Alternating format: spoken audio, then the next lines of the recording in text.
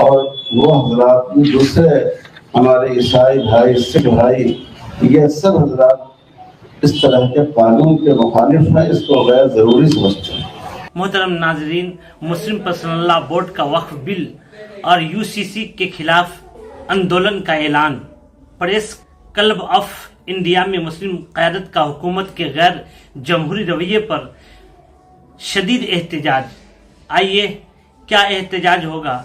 जो ज़बरदस्ती bill pass किया जा रहा है उसके बारे में जमीयत उलमाए हिंद क्या कह रहे हैं, मुकम्मल समाअत फरमाएं। मोहतरम नाजरीन, 13 फरवरी मुल्क की मुअक्कद तंजीम all India Muslim personal law board के कल रात दिल्ली में हंगामी मीटिंग हुई। आज वक्फ तरमीमी बिल के पेशी के बाद मुस्लिम क़यादत ने प्रेस क्लब ऑफ इंडिया में प्रेस कॉन्फ्रेंस करके अपने शदीद गम गुस्से का इजहार किया और बिल के खिलाफ मंजूरी होने की सूरत में जमहूरी जिद्दोजहद का इंतबाह दिया। बोर्ड के दफ्तर से जारी प्रेस रिलीज के मुताबिक अफसोस कि आज वक्फ तरमीमी बिल राज्यसभा में भी पेश कर दिया गया। जिस तरह इस मामला में हुक्मरान पार्टी, इसकी हलीफ जमातों और पार्लियामेंट के कायम करदा जीपीसी ने हिंदुस्तान मुसलमानों के मौकिफ और जीपीसी में मौजूदा हज़्ब मुखालिफ के मेंबरान के आरा को मुसलसल नजरअंदाज करके बिल्कुल गैर जमहूरी तरीके पर अपनी मनमानी तजवीज़ पार्लियामेंट में पेश की है।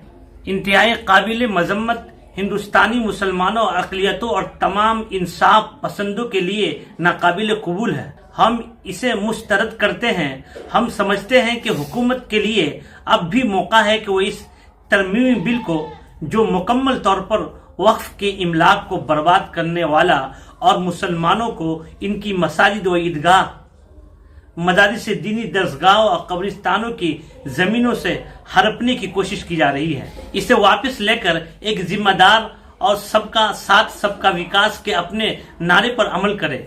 मुल्क के तुलो अरीज में जो मौजूदा मुसलमानों के तमाम मसालिक व दीनी व मिल्ली जमातों और अहम दीनी मदारिस उलमा और दानिश्वरों ने जीपीसी से मिलकर तकरीबन 5 करोड़ मुसलमानों ने ईमेल किए।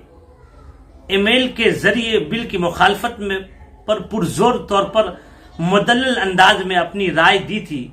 जाहिर है, इस तरह के उमूर मसाइल पर मुतअल्लिका गिरोहों की आरा की भी खुसूसियत होती है। तो वक्फ बिल को लेकर है तो मौलाना खालिद सफुल्लाह साहब ने जो बयान दिया है, उस बयान को आपने मुख्तसर समाअत फरमाया है। और मौलाना अरशद मदनी साहब और जितने भी जमीयत उलमाए हिंद के जो उलमाए हिंद, जमात उलमाए हिंद है, वो सब इस बिल को रद्द कर रहे हैं।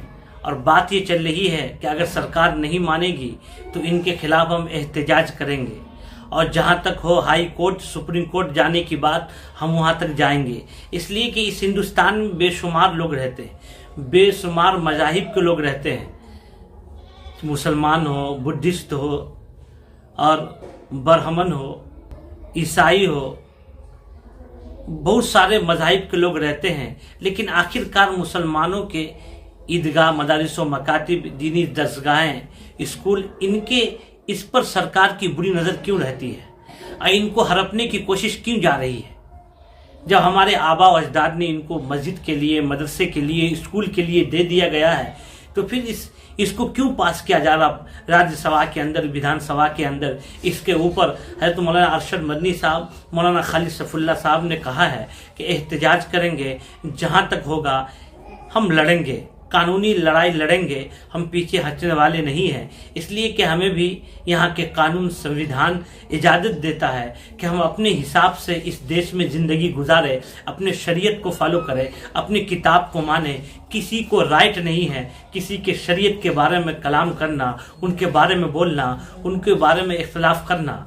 इसी तरह उत्तराखंड के अंदर ये नाफिज कर दिया गया, गुजरात के अंदर नाफिज किया जा रहा है, अब यहाँ भी नाफिज करने की बात चल रही है। और पूरे हिंदुस्तान में इस बिल को, गंदा और गलीज बिल को पूरी दुनिया में, पूरे हिंदुस्तान में नाफिज करने की बात चल रही है। इससे हम इंशाअल्लाह एहतजाज करेंगे और लोगों को बताएंगे।